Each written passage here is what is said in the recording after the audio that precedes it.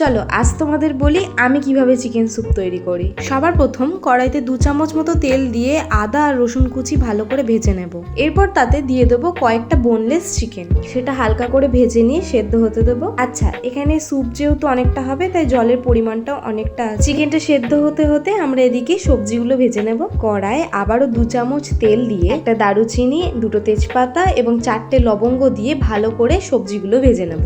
এখানে সবজিতে আমি ব্যবহার করেছি বাঁধাকপি, গাজর আর পেঁয়াজ। ভালো করে ভাজা হয়ে গেলে অন্যদিকে চিকেনটা তুলে ওই স্যুপটা ঢেলে দেবো। এরপর সবজির সাথে ভালো করে মিশিয়ে তাতে দিয়ে দেবো স্বাদ অনুযায়ী নুন। অন্যদিকে চিকেনটাকে ভালো করে চামচের মাধ্যমে ছাড়িয়ে নেব।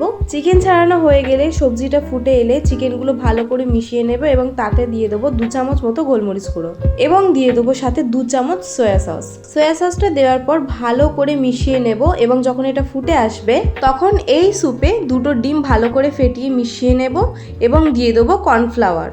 এখানে আমি কর্নফ্লাওয়ারটা ইউজ করেছি শুধুমাত্র স্যুপটা থিক হওয়ার জন্য, তোমরা চাইলে এটা স্কিপ করতে পারো। ব্যাস তৈরি হয়ে গেল আমাদের চিকেন স্যুপ।